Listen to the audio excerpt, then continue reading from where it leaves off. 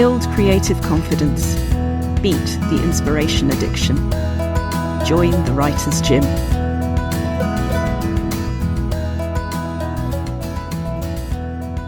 Skulls.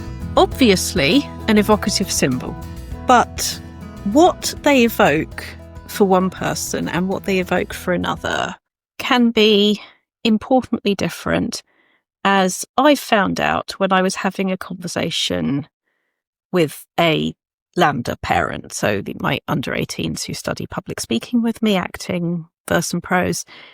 I had a scarf that I'd left in the living room and it had skulls on it. And what the parent said was something along the lines of, "Ooh, really?" And I said yes. And I answered very honestly, for me, the skull is, believe it or not, as much a symbol of hope as despair.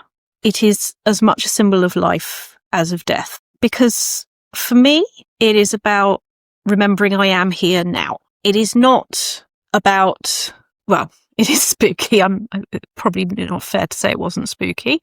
But another thing it is in the sort of Day of the Dead kind of tradition is its connection. It's everything that's come before and everything that will come after. And for me, that makes it a really important symbol. The one I'm holding up now is from a company that doesn't exist anymore. Innocent Sin Skulls. My friend and fellow coach Shoshana bought me this a few years ago. Hello, Shosh. And I absolutely love it. And I can't drink out of it anymore because the handle came off. And I can't replace it, sadly, because the company doesn't seem to exist anymore. And it's glued on. And my partner is convinced that if I put hot liquid in it and I try to drink from it, something unfortunate and unlike may happen to me. So it's now kind of two symbols because it is a broken thing. It is something that isn't doing the job that it was intended to do.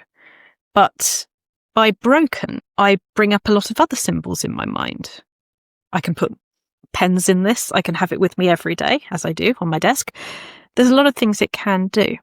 And I'm giving you a symbol and a word as writing prompts this week because the skull, what it means to me, seems perfectly obvious to me.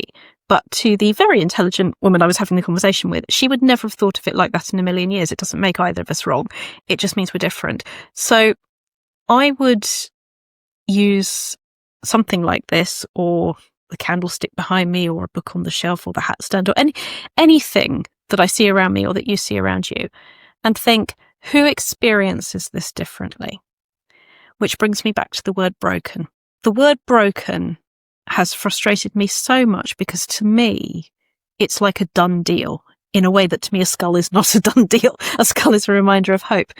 But I know that there are people in my life who use broken, I don't think to mean there's no chance of getting anything right again, that almost, I guess it's a temporary feeling. And I would always prefer damaged to broken because this is damaged, but it's still very useful and it's still very much part of my life. And maybe the crack makes it a little bit more beautiful. You know, there's that, I think, Chinese tradition where you fill in the cracks in gold because broken and damaged aren't the end of the story. The story continues. So I would love to hear if you take a word that you feel strongly about or a symbol that you feel strongly about and maybe write that, fictionalize that as a character, or argue with yourself. Allow the character to feel the opposite of how you do about your symbol or about your word. I've never not found out something about myself that was useful by doing that. I've never not found out something about somebody else by talking to them about it. So as characterization exercises and as getting to understand how the writing brain itself is working, heavily recommend both of those. Also, let me know what yours are. I'd love to hear. You've visited the Writer's Gym with author and coach Dr Rachel Knightley. Production and sound design are by Ashley Lexine, and theme music is by Chris Gregory. To join a Writer's Gym workout online or in London, as a guest or as a member, visit writersgym.com or email thewritersgym@rachelknightley.com.